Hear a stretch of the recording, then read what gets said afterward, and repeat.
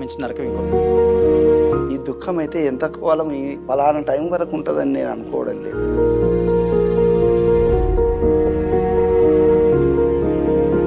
నమస్తే, welcome to war TV.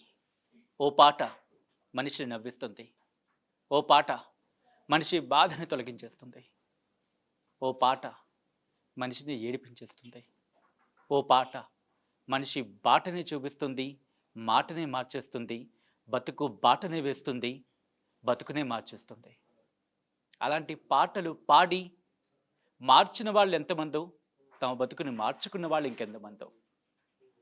అలాంటి వాళ్ళలో తెలుగు ప్రజలకి భాషతో సంబంధం లేని వాళ్ళకు కూడా గుర్తుండిపోయే పేరు సాయి చంద్. అవును, తన పాటతో ఉద్యమాన్ని ఉర్రూతలూగించాడు, ఎంతోమంది చేత కన్నీళ్ళు కూడా పెట్టించాడు. అలాంటి వ్యక్తి లేడు అన్న వార్త తెలిసిన తర్వాత ఆ కుటుంబానికే కాదు, యావత్ తెలుగు ప్రజలకి పెద్ద లోటు. మరి అలాంటి వ్యక్తి దూరమే దాదాపు 7 నెలలు కావస్తోంది. మరి ఆ కుటుంబం ఆ బాధలో ఎలా ఓవర్కమ్ చేయగలిగింది? ఈరోజు మనతో పాటు ఉన్నారు సాయి చంద్ తండ్రి వెంకట్రాములు. ఆయనతో మాట్లాడి ఎలా ఉన్నారు, ఆ కుటుంబం పరిస్థితి ఏంటి, ఆ బాధని ఎలా ఓవర్కమ్ చేయగలిగారు, అది ఎలా అధిగమించగలిగారు తెలుసుకుని ప్రయత్నం చేద్దాం. వెంకట్రాములు గారు నమస్తే అండి. నమస్కారం సార్. ఆర్టీవీ కార్యక్రమానికి స్వాగతం. సాయి చంద్ పాట, తెలుగు పాట అని అంటే చాలు, దాంట్లో సాయి చంద్ పాట కూడా ఉంటుంది. ఉద్యమంలో ఉరుతొలగించాడు. అలాంటి సాయి చంద్ దూరమే దాదాపు 7 నెలలు కావస్తుంది. తండ్రిగా మీకు ఆ బాధ ఎవ్వరూ తీర్చలేరు. ఏంటి, ఎలా ఉన్నారు? ముందుగా మీకు ఆర్టీవీ వారికి నమస్కారాలు తెలియజేస్తున్నాను. నన్ను అమర్చింత నుంచి ఇక్కడ ఆహ్వానించినందుకు ముందుగా మీ అందరికీ ఆర్టీవీ యాజమాన్యానికి నా యొక్క నమస్కారాలు తెలియజేస్తున్నాను. నా పేరు వెంకట్రాములు. ఇప్పుడు సాయి చంద్ వాళ్ళ డాడీ అని పిలుస్తారు ఎక్కువ శాతం. అంటే నా పేరు నాకు గుర్తులేనంతగా పరిస్థితి అయిపోయింది. అంటే సాయి చంద్ వాళ్ళ నాన్న అంటేనే గుర్తుపట్టే పరిస్థితి ప్రపంచం అంతా ఈరోజు. ఎవరు నువ్వు అంటే, ఇప్పుడు నువ్వు నా కొరకు పంపించిన ఒక మనిషి వచ్చిండు ఇక్కడ ఈ రైల్వే స్టేషన్, మన మాదాపూర్ రైల్వే స్టేషన్ దగ్గర నిలబడ్డా నేను. ఆటో నడిపే పిల్లలు వచ్చారు. సార్ మీరు సాయి చంద్ వాళ్ళ నాన్న కదా అని వచ్చిండ్రు. అవును బాబు, నేను సాయి చంద్ వాళ్ళ నాన్ననే. ఇక్కడెక్కడ వచ్చిండ్రు అంటే, ఇక్కడ ఆర్టీవీ వాళ్ళు పిలిచిండ్రు, వాళ్ళ దగ్గరికి వెళ్ళాలని నా కొరకు ఒక మనిషిని పంపిస్తాను నిలబడ్డా నేను ఇక్కడ. అంటే అవును సార్, మిమ్మల్ని చూస్తేనే మేము అంటే యూట్యూబ్లో చూసి నిన్ను సాయి చంద్ వాళ్ళ నాన్ననే కదా అని గుర్తు చేసుకుంటున్నాం. అంటే అవును బాబు, నేను సాయి చంద్ వాళ్ళ. అంటే పరిస్థితి నాది ఏమైపోయిందంటే, నా పేరు నాకు సార్థకత అనేది లేకుండా అయ్యి, సాయి చంద్ వాళ్ళ నాన్న అంటే పలానా వెంకట్రాములు అనే పరిస్థితికి తీసుకొచ్చింది. అది గొప్ప విషయంగానే భావిస్తున్నాను నేను. ఎందుకంటే ముందు నేను వేద వెంకట్రాములు అని అంటుండ్రి, కానీ ఇప్పుడు సాయి చంద్ వెంకట్రాములు అనే పరిస్థితి వచ్చింది. అంటే నా కొడుకు పేరు నాకు ఇంటి పేరుగా మారిపోయింది. నా కొడుకు పేరు నాకు వంశం పేరుగా మారిపోయింది. నా కొడుకు పేరు నన్ను గొప్పగా తీర్చిదిద్దుకునేటట్లు, అందరూ తలుచుకునేటట్లుగా పేరు మార్చుకోబడ్డదంటే అది నా పుణ్యమో, మా నాన్న అమ్మ పుణ్యమో, నా కొడుకు పుణ్యమో. కానీ ఈరోజు అందరూ కూడా నన్ను ప్రపంచమంతా ఫలానా సాయి చంద్ వాళ్ళ నాన్న అని గుర్తించే పరిస్థితి తీసుకురావడం కూడా ముందుగా నా కొడుకు కూడా నేను చాలా కృతజ్ఞతలు చేసుకుంటున్నా. ఇప్పుడు గుర్తు చేసుకుంటున్నా. సాయి చంద్ ఆఫ్ కోర్స్ మర్చిపోవడం కష్టం, కానీ సాయి చంద్ గుర్తొచ్చినప్పుడు ఎంత ఇబ్బంది పడుతూ ఉంటారు మీరు? ఎంత ఇబ్బంది అంటే సార్, అది రక్తం పంచిచ్చిన బిడ్డ కదా. అంటే రక్తము అది ప్రవహిస్తున్నప్పుడల్లా బిడ్డలు గుర్తుకొస్తారు. జన్మనిచ్చినాం కాబట్టి జీవితాంతం, అంటే పుట్టినప్పుడు ఎంత ఆనందం ఉండేనో, తను వెళ్ళినప్పుడు ఎంత దుఃఖం ఉండేనో, ఈ సంతోషము దుఃఖము కలగలిసినటువంటి జీవితం నాది ఇప్పుడు. ఒక సంతోషం ఉండే ఒక 39 ఏళ్ళు నా ఇద్దరు కొడుకులు 39 ఏళ్ళనే వెళ్ళిపోయిండ్రు నన్ను వదిలి. అంటే 39 సంవత్సరాల కాలం నేను సంతోషంగా ఉన్నా. 39 సంవత్సరాల తర్వాత నుంచి ఇక్కడి నుంచి నాకు దుఃఖ సముద్రమే. ఇక అది ఒక సంతోషమైన సాగరంగా ఉండేది, ఇప్పుడు దుఃఖ సాగరంగా తయారైపోయిన పరిస్థితి నా కుటుంబానికి మిగిలింది.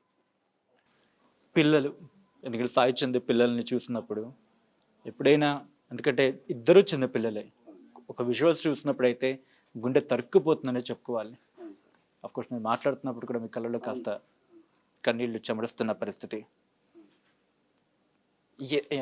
ఒక రాత్రి చాలా కష్టంగా ఉంటుంది కొడుకుని తడుచుకున్నప్పుడు, మీరు పడుకున్నప్పుడు ఎంత క్షోభపడేవాళ్ళు మీరు పిల్లల్ని, ఎందుకంటే వాళ్ళు కూడా చిన్నపిల్లలే, వాళ్ళని ఓదార్చాల్సిన పరిస్థితి వచ్చినప్పుడు, ఎందుకంటే ఆ సమయం మేము చూసినప్పుడు కూడా చాలా ఇబ్బంది పడ్డాం. వాళ్ళని ఓదార్చినప్పుడు మీకు ఎంత ఇబ్బంది అనిపించేది? ఎందుకంటే చాలా కష్టం వాళ్ళని, చాలా కష్టము. ఎందుకంటే నేను తండ్రిని, నా కొడుకు ఆ పిల్లలకు తండ్రి, నేను నా కొడుకు తండ్రిని, నా మనవళ్ళకు మనవరాళ్లకు నా కొడుకు తండ్రి. అంటే తండ్రిగా నేను ఇంత బాధపడుతున్నప్పుడు కొడుకు లేడని, పిల్లలు తండ్రి లేడనే బాధ ఇంకెంత బాధగా ఉంటుందో అది వర్ణించలేము. అంటే పుట్టినప్పటి నుంచే అమ్మా నాన్న అనే పిలుపులకు పిల్లలు ఆనందపడతారు. ఆ అమ్మా నాన్నల పిలుపులోనే మహానందం ఉంటుంది జీవితంలో. ఆ పిలుపులే కరువైనప్పుడు, నాన్న అనే పిలిపే కరువైనప్పుడు ప్రపంచమంతా శోకిస్తున్నట్లే లెక్క ఆ పిల్లలతో పాటు. అంటే ఈరోజు సాయి చంద్ను తలుచుకుంటున్న ప్రపంచం అంతా కూడా సాయి చంద్ పిల్లల్ని కూడా, అయ్యో సాయి చంద్ వాళ్ళ నాన్న లేడు కదా అని ఒక పెద్ద డిసప్పాయింట్లో ఉన్నటువంటి పరిస్థితి ఈరోజు. అంటే పిల్లలు కూడా ఆ పిల్లల్ని ఎట్లా ఓదార్చాలి, నాన్న లేడు మళ్ళీ రాడు అనే విషయం చెప్పడం చాలా అంత ఈజీ కాదు అని నేను అనుకుంటున్నాను. నేనైతే నా కొడుకు లేడని నేను భరించుకోగలుగుతా, కానీ ఆ చిన్నపిల్లలు పసిప్రాయంలో ఉన్నారు, నాన్న లేడు మళ్ళీ రాడు మళ్ళీ కనబడడు అనే పరిస్థితి ఆ పిల్లలకు ఉందంటే అది ఎవ్వరం పూడ్చలేము, ఎవరము తీర్చలేము. దేవుడు వచ్చి నిలబడినా మీ నాన్నని చూపిస్తే కూడా నమ్మలేని పరిస్థితి. కనుక ఇక ఆ పిల్లల్ని ఓదార్చడం అనేది ఇప్పుడు సాధ్యం కాదు. కాకపోతే ఇక తప్పదు, వాళ్ళకు దుఃఖము తప్పదు, ఆ సస్పెన్షన్ కూడా తప్పదు కొంతకాలం. నాన్న వస్తాడేమో అంటే నాన్న మీటింగ్లకి నాన్న వస్తాడా అని చెప్పి, నాన్న వస్తాడు. ఎందుకు అంటే ఆయన ప్రొఫెషన్ అంతా కూడా ఉదయం పోయి రాత్రి అర్ధరాత్రిలో ఇంటికి రావడం అనేది ఉంది. వాళ్ళు చూసినటువంటి పరిస్థితి. నాన్న అర్ధరాత్రిలో రావచ్చు, తెలగాయ ముందర ఎప్పుడో వెళ్ళిపోయి ఉంటాడు, మాకు కనబడకుండానే వెళ్ళిపోయిండు, మాకు కనబడకుండా టైంలోనే వచ్చి పడుకున్నాడేమో అనే జ్ఞాపకంలోనే ఉన్నారేమో పిల్లలు. కానీ తప్పకుండా నాన్న వస్తాడు, ఎప్పుడోసారి మాకు కనబడతాడు, మా దగ్గరికి వస్తాడు అని ఏదో తీసుకొస్తాడు మా కొరకు, పండు ఫలమో ఒక కేకో ఒక ఐస్ క్రీమో తీసుకొస్తాడు మా నాన్న అనే ధ్యాసలో ఉంటారు పిల్లలు తప్ప ఇక మా నాన్న రాడు అనేది చాలా తక్కువ అనుకుంటున్నారు పిల్లలు ఇప్పుడైతే. ఇక కొంతకాలం అయిన తర్వాత అర్థమైనప్పుడు ఇంకా నాన్న రాడేమో అంటే ఎవరైనా దేవుని దగ్గరికి వెళ్ళిన తర్వాత మళ్ళీ తిరిగి రారేమో అనే ఒక స్పృహకు వచ్చిన తర్వాత ఇంకా వాళ్ళు అర్థం చేసుకుంటారు. అంతవరకు మీరు మీ అబ్బాయి సాయి చంద్ చివరిసారిగా మాట్లాడుకున్న మాటలు మీకు ఏమైనా గుర్తున్నాయా? ఇంకా సార్ చివరిసారిగా అంటే ప్రత్యక్షంగా మేము మాట్లాడుకోలేదు. అంటే ప్రత్యక్షంగా అంటే ఈ సంవత్సరం ఫిబ్రవరి నుంచి జూన్ 29 వరకు ఆ మధ్యకాలం పీరియడ్లో ఎప్పుడు కలవలే. ఫిబ్రవరిలో మా తమ్ముడి కొడుకు పెళ్ళికి ఆహ్వానితుడిగా మా సాయి చంద్ వచ్చాడు. అమర్చింతలో మా సొంతం తమ్ముడి కొడుకు పెళ్ళి అయితే పిలిస్తే వచ్చిండు, ఇద్దరు భార్యాభర్తలు వచ్చిండ్రు. ఆ రోజు కలిసి ఫోటోలు దిగినాం, మాట్లాడుకున్నాం తప్ప ఇక జూన్ 29 వరకు ఇక మేము కలుసుకున్నది లేదు. ఫోన్లో మాట్లాడుకున్నాం. దగ్గరలో పండుగ రాబోతోంది. అవును సార్. సంక్రాంతి, కనుమ, ముక్కనుమ. అవును సార్. తెలుగు రాష్ట్రాల్లో మొత్తం కుటుంబం అంతా ఒక దగ్గర చేరుకుంటుంది. ఎవరైనా సో మీ కుటుంబంలో కూడా మొత్తం అందరూ చేరుకున్న సందర్భం ఉంటుంది. సో మరి సాయి చంద్ ఎలా ఉండేవారు? ఇప్పుడు సాయి చంద్ లేరు కాబట్టి ఏంటి ఈ పండుగ ఎలా ఉండబోతోంది మీ ఇంట్లో? సార్ ఒక వాస్తవం చెప్తాను నేను. సంక్రాంతి పండుగ రోజే వాళ్ళ అమ్మ చనిపోయింది. సంక్రాంతి కనుమ పండుగ రోజు, ఆ రోజు జనవరి 17వ తారీఖు 2001 సంవత్సరం. 2001 16వ తేదీ కనుమ పండుగ అయిపోయింది. మరుసటి కనుమ పండుగకు నేను కనుమ పండుగ రోజు నేను లేను. ఆ పండుగ రోజు నేను కూడా ఒక మిత్రుడి దశదిన కర్మకు వెళ్ళిన నేను. కనుమ పండుగ చేసి మధ్యాహ్నమే వెళ్ళిపోయాను. ఆ మరుసటి రోజే 17వ తారీఖు నాడే వాళ్ళ అమ్మ కనుమరుగైపోయింది. అంటే షార్ట్ సర్క్యూట్ వచ్చి, మీకు అంతా గతం అంతా తెలిసి ఉంటుంది. మా ఇంటికే షార్ట్ సర్క్యూట్ ఫెయిల్ అయ్యి ఆమె బట్టలు ఆరేస్తూ సాయి చంద్ బట్టలే ఉతికి ఆరేస్తుంటే చనిపోయింది. అది తన కళ్ళ ముందే జరిగింది. అది మా కొడుకు సాయి చంద్ కళ్ళ ముందే తన తల్లి తల్లడిల్లుతుంటే తట్టుకోలేనంత వేదనతోటి, కన్నీళ్లను కూడా తుడుచుకోలేనంత వంటి పరిస్థితుల్లో సాయి చంద్ తన తల్లిని బతికించుకోలేదు కదా అనే బాధాతప్త హృదయంతో కుప్పకూలిపోయిండు. తన కళ్ళ ఎదురే తన కన్న తల్లి చనిపోయింది అదే రోజు సంక్రాంతి పండుగ. కాబట్టి మేము సంక్రాంతి పండుగని అప్పటి నుంచి మేము ఇంకా పెద్దగా ఆ సంక్రాంతి పండుగను సరిగా చేసుకోం సార్. అంటే తల్లిని కాపాడే ప్రయత్నంలో సాయి చంద్ కూడా ప్రమాదం జరిగింది.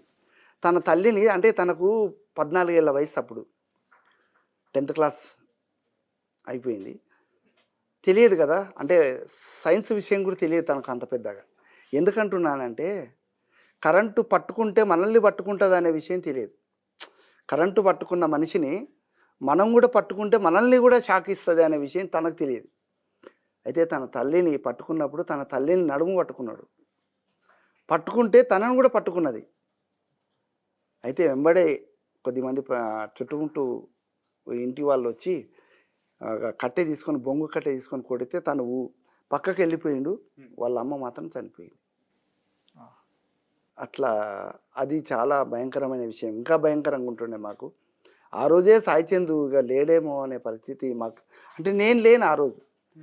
నేనుంటే తప్పకుండా మా భార్యను కూడా బ్రతికించేవాడిని. అంటే అందరూ మా ఇంట్లోకి వెళ్ళాలంటేనే భయం. అంటే ఇల్లంతా షార్ట్ సర్క్యూట్ వచ్చింది. ఎవరి ఇంట్లోకి వెళ్ళాలంటే కూడా భయం కదా. నాకు తెలుసు కాబట్టి నేను ఇంట్లోకి వెళ్ళి అది మెయిన్ బంద్ చేసి ఆఫ్ చేసి ఉంటే కూడా బ్రతుకుతుండే. కానీ ఎవరంతా సాహసం చేయలేకపోయినారు. నా కొడుకు తెలియదు ఇట్లా మెయిన్ బంద్ చేయాలా, ఇట్లా ఇది అని తెలియదు కాబట్టి తను వచ్చి వాళ్ళ అమ్మను పట్టుకున్నాడు, కానీ మెయిన్ బంద్ చేయాలనే ఆలోచన లేదు. అంటే తెలియదు తనకు. సో దానివల్ల నేను లేకపోవడం అనేది ఒకటి, నేను కూడా ఒక మిత్రుడి దశదిన కర్మకు వెళ్ళడం ఒకటి. ఇదంతా మరుసటి రోజు నాకు 17వ తారీఖు ఆమె చనిపోయిన మధ్యాహ్నం, ఉదయం 9 గంటలకు చనిపోతే మధ్యాహ్నం 2 గంటలకు తెలిసింది నాకు.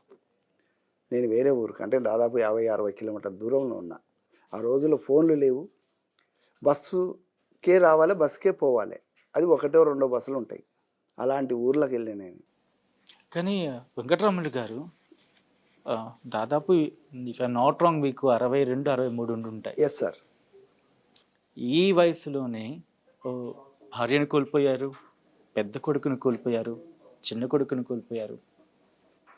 ఎప్పుడైనా ఓ రాత్రి అలా కళ్ళు మూసుకొని పడుకుంటూ ఉంటే ఆగకుండా కన్నీటి ధారతో గుర్తొస్తూ ఉంటాయా ఏంటి ఈ జీవితం అని? ఎక్కడైనా అనిపిస్తుందా? మనసు ఎక్కడైనా చివిక్కు అనిపిస్తుందా మీకు? సార్ అదే భార్య చనిపోయినప్పుడు కొంతకాలము మనోవేదనకు గురైనాం, నేను నా పిల్లలు.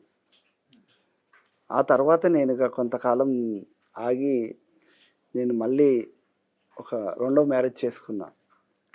ఆ తర్వాత కొంత నేను నిబ్బరంగా ఉన్నా. సరే కుటుంబం నడవాలి, కుటుంబంలో పిల్లలను కూడా పోషించేటందుకు అంటే ఇంట్లో సార్ జనరల్గా మీరు తప్పుగా ఫీల్ కావద్దండి, ఇంట్లో వంట చేసే ఒక తల్లి లేదా ఒక భార్య లేదా ఒక అక్క, ఒక బిడ్డ ఎవరో ఒకరు లేకపోతే ఇల్లు అంధకారంగా ఉంటుంది. ఒక స్త్రీ ఇంట్లో లేకపోతే ఆ ఇల్లు అంధకారంగానే కనబడుతుంది నా దృష్టిలో. సో నేనేమంటే అప్పటికే మా అమ్మ చనిపోయింది. నాకు తోడబుట్టిన అక్క చెల్లెలు లేరు. నాకు కూడా బిడ్డలు లేరు. అంటే ఆ స్త్రీ జాతే మా ఇంట్లో లేదు. ఉన్నదే ముగ్గురం మగవాళ్ళం, నేను నా 2 కొడుకులు. ఆ టైంలో నేను తప్పని పరిస్థితుల్లో నా కొడుకు 14 ఏళ్ళ వయసు ఉన్నప్పటికి కూడా, నా పెద్ద కొడుకు 15 ఏళ్ళ వయసు ఉన్నప్పటికి కూడా అనివార్యంగా నేను మళ్ళీ పెళ్లి చేసుకోవాల్సిన పరిస్థితిలో ఉన్నాం. ఎందుకంటే మాకు ఆ ఇంట్లోకి వెళ్ళాలంటేనే భయం వేసే పరిస్థితి, ఆ ఇంట్లో ఉండాలంటేనే పడుకోవాలంటేనే భయం వేసే పరిస్థితి. అలాంటి పరిస్థితుల్లో తప్పకుండా నాకు తోడు అనేది ఒక అవసరం. పిల్లలకు కూడా ఒక తల్లి లాంటి ఆదరణ అవసరం. అట్లా నేను ఫీల్ అయ్యి పెళ్లి చేసుకొని నా కొడుకులకు తల్లిగా ఉండాలని, నాకు భార్యగా ఉండి ఇంటికి ఇల్లాలు అనేది ఒక సూత్రం ఉంది.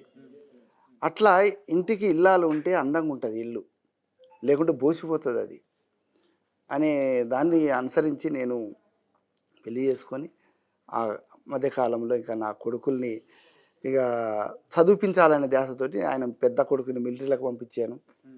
నేను మిలిటరీలో దేశభక్తి ఉండేది ఆయనకు.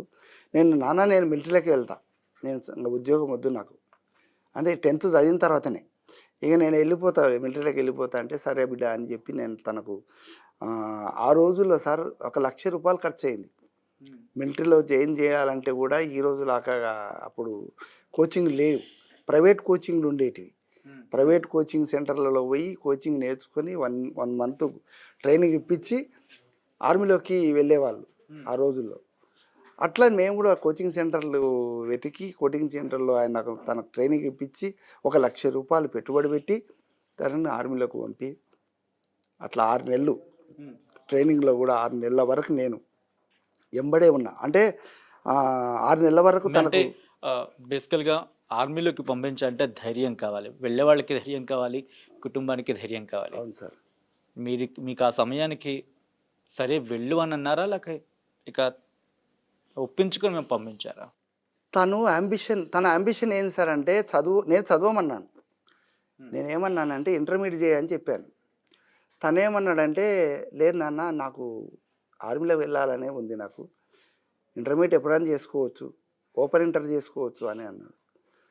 సరే ఇది కూడా కరెక్టే కదా, సరే బిడ్డ ఇంకా మరి నీకు అంత కోరిక ఉన్నప్పుడు, బలంగా ఉన్నప్పుడు నా యొక్క ఇంటెన్షన్ ఏంటి సార్ అంటే నేను ఎవరిని బలవంతంగా నా అభిప్రాయాన్ని నేను చొప్పించాను.